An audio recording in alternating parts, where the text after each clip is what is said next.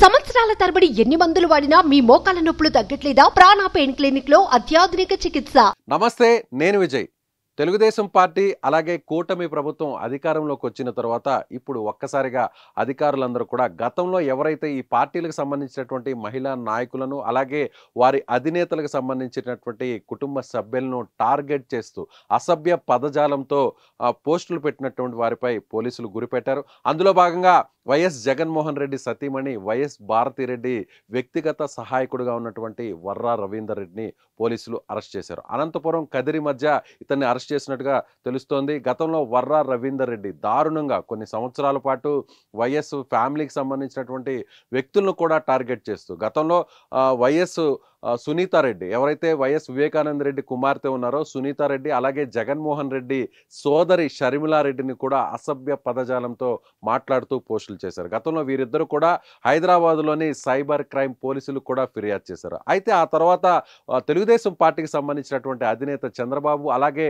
జనసేన పార్టీకి సంబంధించినటువంటి అధినేత పవన్ కళ్యాణ్ కుటుంబ సభ్యులను కూడా అసభ్య పదజాలంతో సోషల్ మీడియాలో పోస్టులు పెట్టి దారుణంగా ట్రోలింగ్ చేసేవాడు రవీందర్ రెడ్డి. అదేవిధంగా తెలుగుదేశం పార్టీకి సంబంధించినటువంటి ఉండవల్లి అనూష, మహిళా నాయకురాలు ఉండవల్లి అనూష, అలాగే ప్రస్తుతం హోంమంత్రిగా గతంలో తెలుగుదేశం పార్టీకి సంబంధించి మహిళా అధ్యక్షురాలుగా ఉన్నటువంటి వంగలపూడి అనిత మీద కూడా దారుణంగా ట్రోల్ చేసేవాడు, దారుణంగా పోస్టులు పెట్టి నీచాతి నీచమైనటువంటి పదజాలాన్ని ఉపయోగించేవాడు రవీందర్ రెడ్డి. అప్పట్లోనే దీనిపై అనిత ప్రెస్ మీట్ పెట్టి మరీ రియాక్ట్ అయ్యారు.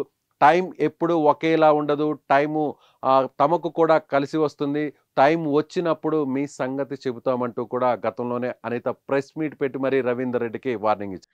అరే రవీందర్ రెడ్డి, పులివెందుల్లో ఉన్నావు, ఓకే. జగన్మోహన్ రెడ్డి గారు అడ్డాలో ఉన్నావు, జగన్మోహన్ రెడ్డి కనుసన్నల్లో చల్లగా ఉన్నావు. ఎన్ని రోజులు ఉంటావో కాసుకో, లెక్క పెట్టేసుకో. రోజులు ఎప్పుడు ఒకలా ఉండవు.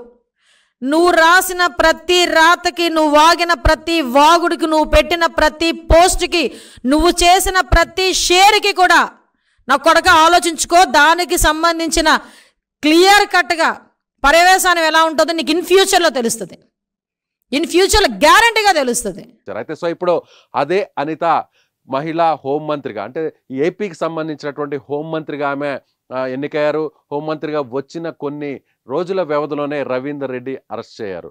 గతంలో రవీందర్ రెడ్డి ఎవరిని వదిలిపెట్టకుండా తెలుగుదేశం పార్టీ కావచ్చు, అదేవిధంగా జనసేన పార్టీ కావచ్చు, ఈ రెండు పార్టీలకు సంబంధించినటువంటి మహిళా నాయకురాలను చాలా నీచంగా మాట్లాడేవారు. ఎప్పుడు వీరి ప్రెస్ మీట్ పెట్టినా కానీ, ఎప్పుడు మీడియా ముందుకు వచ్చినా కానీ, ఏ పోస్ట్ చేసినా కానీ, ఎక్కడైనా మీడియాలో మాట్లాడినా కానీ వారి గురించి పోస్టులు పెట్టేటువంటి వ్యక్తి రవీందర్ రెడ్డి. ఇప్పుడు రవీందర్ రెడ్డిని అరెస్ట్ చేయడంతో ఒక సోషల్ మీడియాలో ఈ విధంగా గతంలో ఎవరైతే ట్రోల్ చేశారో, గతంలో ఎవరైతే మహిళా నాయకుల్ని క్లించపరుస్తూ ఇబ్బంది పెట్టారో వారందరూ కూడా ఇప్పుడు భయపడాల్సినటువంటి పరిస్థితి వచ్చింది.